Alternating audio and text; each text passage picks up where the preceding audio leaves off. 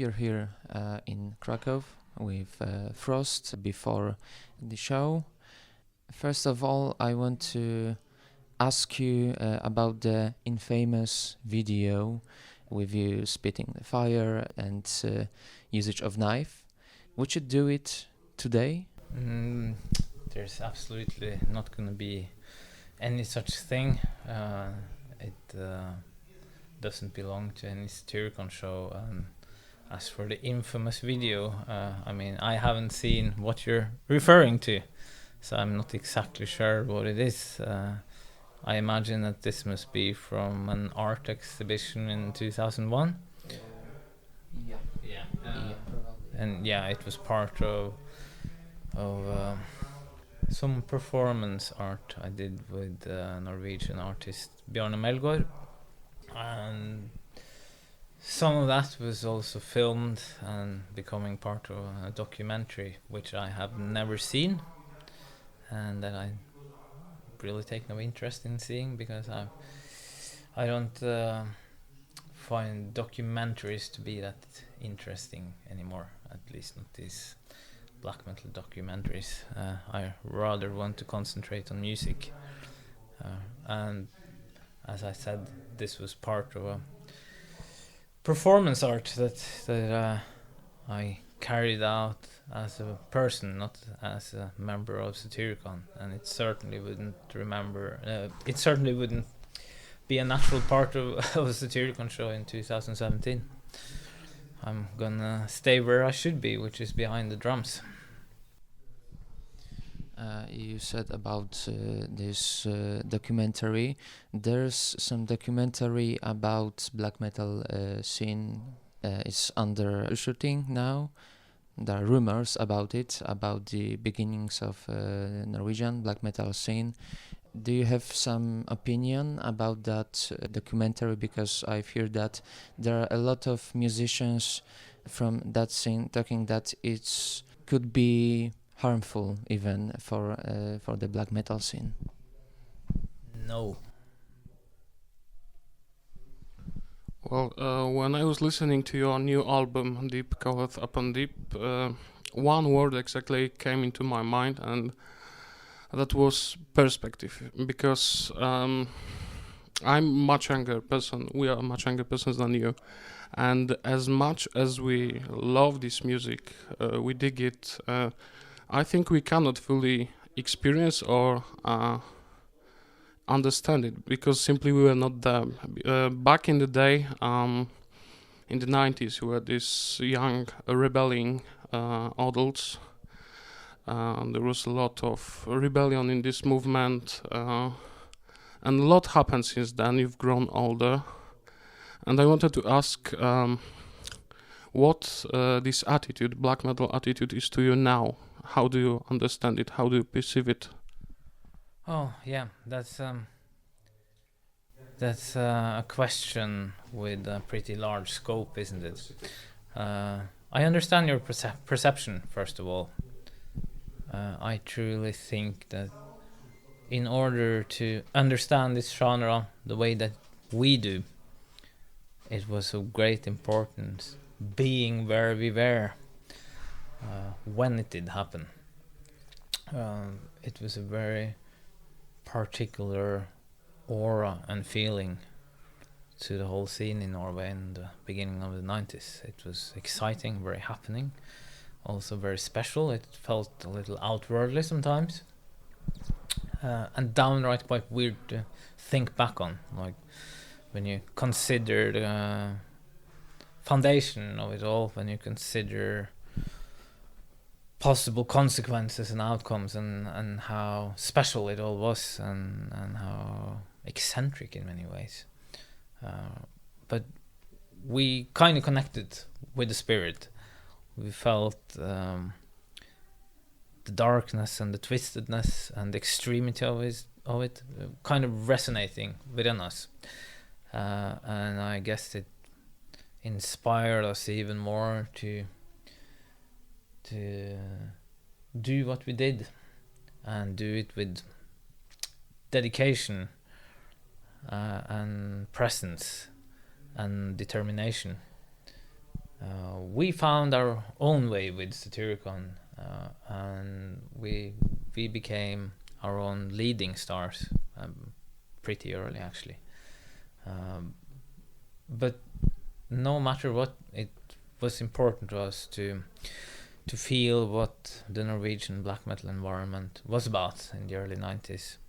We bring this spirit with us today. We bring a sense of darkness in our music, and I think it was quite important to be there to understand and to connect with. But then we have added a lot of our own kind of vibe and our own kind of darkness and a grave seriousness that is very particular to us, and which is something that we have developed as part of our expression, and which means that we can still go further and dig deeper than where we were in our formative years. But still, you know, it was a flying start in many ways to come from that scene in that era, no doubt. And those that weren't there will probably not understand, and it's very, very difficult to describe. When I sensed this for the first time, when I sensed the aura of this movement, this very weird musical scene, then I also just felt that I got a kick in the back. It was something physical almost, and I felt that this is part of me. I need to have this in my life. I didn't understand it completely, and I couldn't describe it properly. I probably didn't have the vocabulary for it, but I felt it, and I still have that today. Because you were certainly influence for a lot younger bands, and since you mentioned it is so important to be present in when it happened and where it happened, I wanted to ask you, how do you perceive more contemporary black metal? Do you listen to more contemporary black metal into these new bands? How do you like it? What do you think about it? No, I can't say that I listen to lots of contemporary music from this genre. I listen more to the old classics, because that's where I find the spirit and the attitude and type of atmosphere that I want to have whenever I listen to black metal music.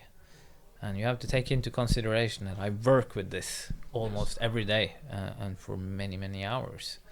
So if there's some spare time to be had, my first thought isn't to try to see what some young black metal band might be doing. I mean, there's so much information on the internet, for instance. So where to start? And and you meet up with people all the time saying like, check out this, check out that, but it's too much. So you don't really have, you know, the filters that you need in order to find, you know, the good recommendations. And it usually means that perhaps even if there are good bands around, you very seldom got to hear them. And my understanding is that the genre is quite conservative and retrospective, which it's quite a paradox for a rebellious movement. I don't like that. I think that black metal comes from a very pioneering, creative, daring, courageous spirit.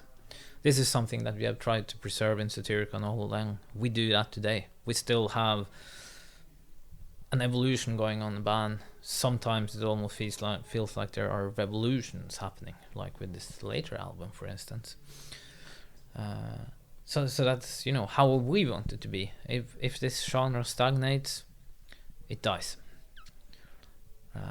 And for as long as bands continue to try sound like old Darkthrone or Bathory, or sound like Mayhem, or or sound like Celtic Frost or Emperor or whatnot,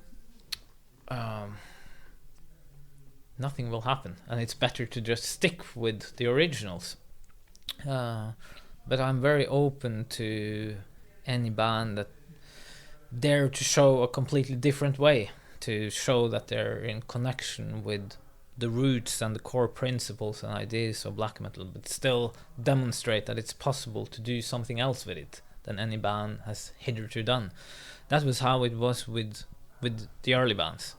Like, how could you expect Venom before it happened? How could you expect Hellhammer and Celtic Frost, for instance? You had no such thing before it. Yes, it was revolution, not evolution. And that happened again when you had Darkthrone and Mayhem albums, giving some new life to this almost dying music form. They showed that the references were crystal clear, but still it was so very, very different in feeling, in expression, in vibe, and everything. And everything was taken a notch up ideology-wise and so on. And I would like to see more of a continuation of that. But rather than complaining a lot about the condition of things, I think that we are very lucky to actually have Satyricon, which is our channel to not only express an opinion, but we can shape this genre by being pioneers of it. And through what we do with our band, I think we tell much more than what we can say with words. On Deep, Calleth Upon Deep, you are working with some musicians outside the metal scene, like jazz musicians, like musicians from classical music scene. Were you under the influence of them, or you were just cooperating with them to create something new and unique? No influences there. We had actually made all the songs, I think, before we even had any cooperation going on with any external musicians. The thing was that we made the songs as a classic band, meaning guitars, bass, drums and vocals. And we just tried to make them, sound totally kick-ass. So it was about, a kick-ass band playing kick-ass songs. That's simple in a way.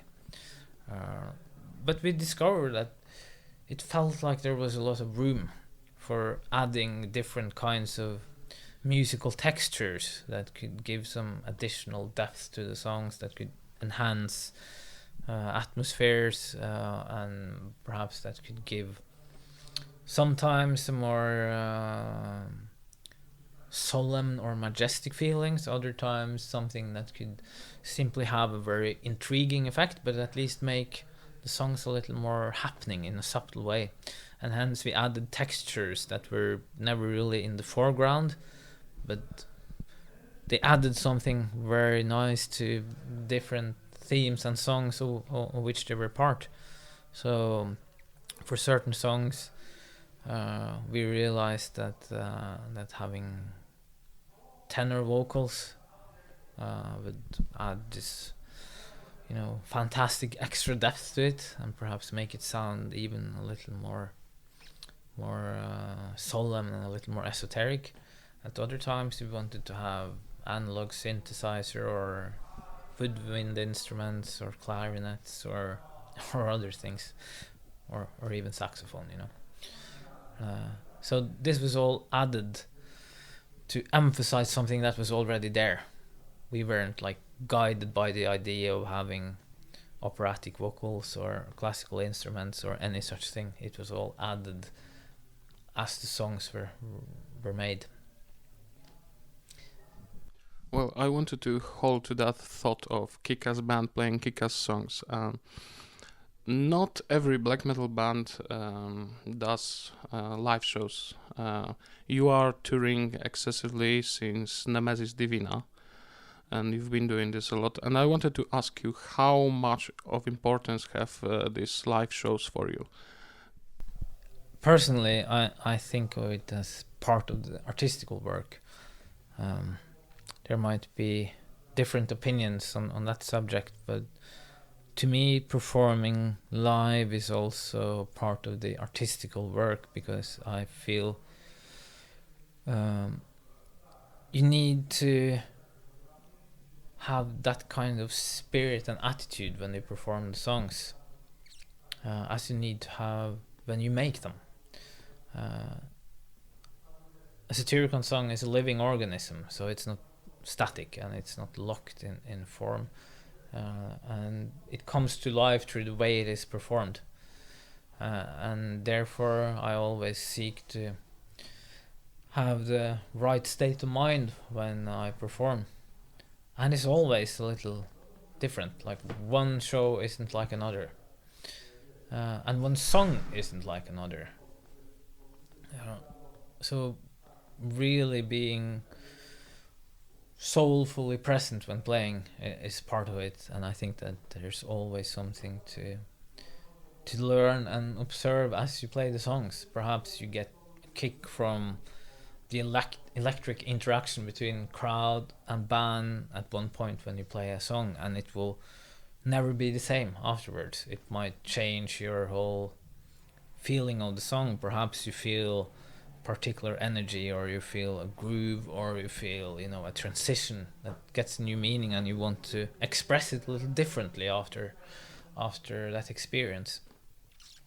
So I think that it becomes what you do out of it, and anyway, playing the songs live is a part of the communicating process that happens between the band and the listeners, and playing the songs live is just another way of doing it. Then you add, a visual and more physical element to it, while an album is all about, detailed work also, and to bring in something that is meant to be timeless and which will stand, and where you can be very more concerned about those mini details. So, it's just a different projection of the artistical work that you do, I think. I've heard you are working on an album that will include only covers. Is it still on the board? We will start work on that album again when it feels due. We actually set out to do that after the previous album, and we all also started working on that album, and we picked some cover songs and began jamming those. But then we got more inspired to do our own studio album, and of course that became more important work to us. But we will return to the project whenever that feels due, and that could be, after this touring cycle, or it could be after the next studio album, I don't know, but we will hold on to the idea, and someday it will happen. Prior to the release of your recent album, there have been a lot of statements that Deep Calleth Upon Deep may be as well the new beginning as well as the end for Satyricon. And now some time has passed since the release, you've played some shows. How do you feel about that statements now? That is still valid, and you have to consider that we have been around for more than 25 years. We have to consider that there have been health issues that have come up, and we have been forced to pay some attention to the possibility of this being a final project for us, that this could be. And somehow it makes it even more important to give everything now. So I think that with Deep Calleth Upon Deep, we truly took Satyricon to a new level. I feel it has a much richer musical palette than anything we've done before. Truly a much richer one. And I think that we have achieved either a very, very worthy exit, or perhaps we have started something that is a little more open and intriguing in a way. And which it's gonna be, I don't know yet. I think none of us know. We will just have to see how things develop and where we feel that we're at when we have ended this touring cycle. But it might very well be that we have more albums in us and that we can go even further and dig even deeper. Who knows? Well, you've already said that Deep Calleth Upon Deep is somehow devolutive, and I perceive it as not entirely new opening in the terms of music, but somehow I feel like it's a bridge between the Rebel Extravaganza and Volcano and your later stuff, because every of your album sounds different, but it doesn't matter if it's this raw black metal fury or if it's stuff with orchestral additions. You still can hear it Satyricon playing. And I wanted to ask, what was your goal with Deep Calleth Upon Deep in the terms of sound, and how could you point a finger, because I can't. Honestly, I can't. What is the essence of sound of Satyricon? We let the music guide us in many ways. I think it's quite natural to do that when you have been in a band for that long, and you start to develop more intuitive ideas about what is going on. You don't need to discuss everything or to make that many plans and all that. You can kind of let things happen a little by itself. But we did set out to make an album that was very raw, naked, organic, very soulful and spiritual. And at some point it also became clear to us that the songs would become very different. One song wouldn't resemble another. So it became a core principle that each of the song needed to have a spirit of its own and a set of qualities and characters, almost like an individual being. So we have almost come to think of the different songs as different human beings almost. So each of them has a particular spirit and energy, and to preserve that was really important for this album, and it was something that we set out to do properly. So to pay respect to the character and integrity of each song through the way that we arranged and performed and produced the songs was like truly a leading star here. And to have the right attitude and spirit all along, and also to have that human presence somehow come through in the recording, like all the way to what you can hear on the album. That was important, and I think that at the end of the day it has given the album a kind of a life and a kind of vibe that none other Satyricon album has. It is a little interesting what you say about Rebel Extravaganza and Volcano, because lots of people actually keep mentioning those two albums especially. Somebody even mentions Nemesis Divina, but they feel that there's a lot from those two albums to be heard on the new album. I can understand that. Well, I think And maybe there's probably a reason that so many people can keep on mentioning it. So I think that there must be a reason. But for me, most of all, it really stands out. And yes, it definitely has the Satyricon signature written all over it, like all of our albums, I guess. But there's definitely a kind of spirit on this album that you can't hear anywhere else, and that perhaps to me is telling more of it than possible similarities in guitar themes or expressions or whatever. But I mean, I don't mind if people are reminded of earlier Satyricon works. There might be a certain there might even be a certain truth to it, and we are not ashamed of any album we've done, so that might be very valid. Thank you for your time. And thank you.